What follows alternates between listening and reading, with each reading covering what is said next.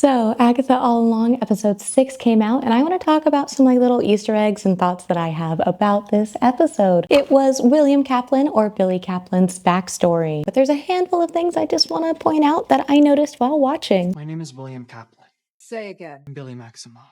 Lilia has another premonition, which is when she usually just blurts out something or just says a tarot card of some sort that kind of relates to something in the future or happening right now. And this one is the Tower card in reverse, which means a crisis is looming along the horizon. You are doing everything you can to try and stop this change from happening.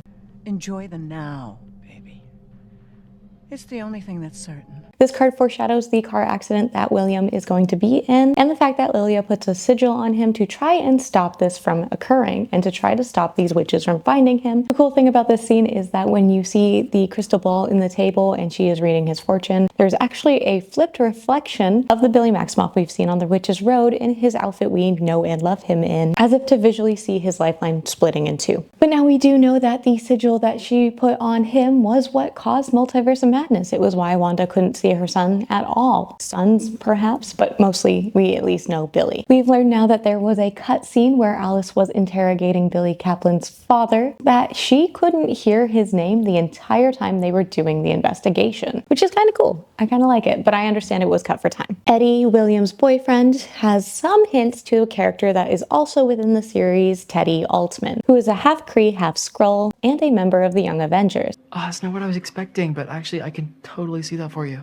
He explains that the Hex was a Avengers training gone wrong, which is what most of the normal people within the Marvel Universe have been told it was to cover up Wanda's involvement. He also mentions aliens, which would connect to Hulkling's alien origin. Eddie also texts Billy a black heart, which could reflect that Lilia writes the black heart on the note of the Coven members when she can't remember his name or say who he is. A main part of Billy's powers is reality warping, and you can see subtle hints of this throughout the episode. From Billy demanding that his parents stop fighting, to which they then get along, to him saying that they should stop worrying about him, and then they start relaxing, where they are watching movies and working and possibly watching one of his favorite movies. They're also very chill with Eddie being around the house and very accepting of him being gay, even going as far to making Eddie's favorite food when he is not even there. And with Teddy, we could see this going the same way, where Billy says that he is his Prince Charming, which would then hint into Hulkling being an actual prince, like in the comics, where that is a main worry of Teddy's, is that he is being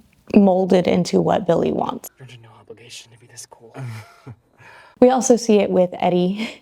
I don't know if I've been saying Teddy this whole time, but I meant Eddie. We also see it with Eddie where he wasn't on the fence with this mission, but then easily goes along with it as well, which is something that Billy wanted from him. There's also that arm comment, which could just be nothing and be kids flirting, but also Teddy is also just very strong as Hulkling, so. No distractions, please. I'm gonna need you to hide those arms. Agatha being Jolene is everything to me. That is not an Easter egg, that is just everything to me. In Billy's room in that scene, we also see some posters for Alice in Wonderland, which if you are a believer of Tommy being Senior Scratchy, that could be something that falls into it, him being Alice and then his brother being the White Rabbit, which would be Senior Scratchy. And we have the Wizard of Oz, which we know there have been many references to the Wizard of Oz, but also Lilia's trial is going to be Wizard of Oz themed, minus Billy being dressed as Maleficent. Also, Jen's skincare channel only has 1.8 thousand followers, so that is interesting, because I definitely thought she was the Zoella of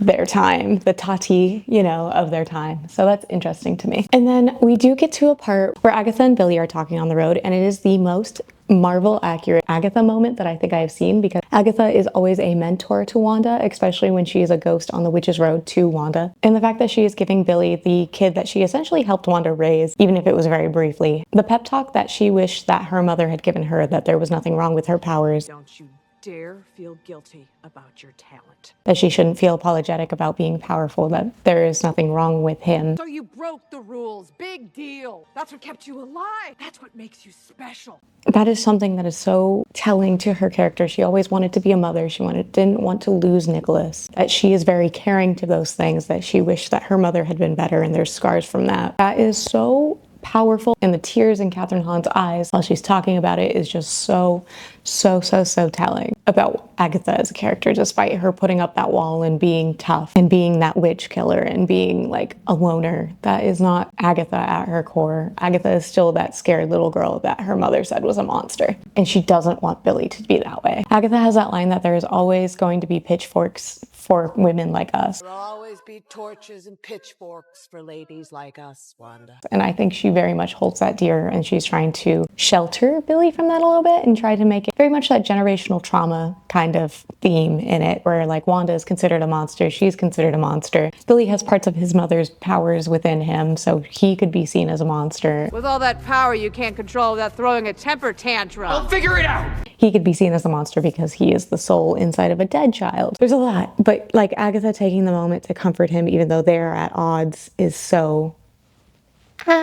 I love her very much. I love this show very much. It's just, there's so much love within it, and it's something that is so important in witch media that like you have to stick together despite if you don't get along or not. It happens in The Craft when like everybody gets turned on by the main girl, and then they kind of at the end are like trying to still bond, and she's like nice about it, but she doesn't want to be like friends with them anymore. That's like very much like that same kind of thing. That was episode 6. Tiny little things that I noticed. Do you think that we are going to get Alice back? Because we didn't see where Alice and Rio were this episode. Do you think that Lilia's trial will give us any insight into what she saw in these premonitions along the way? Do you think that Agatha actually cares about Billy, or she cares about getting the power from him? I'd love to hear your thoughts and opinions, and I will see you next week.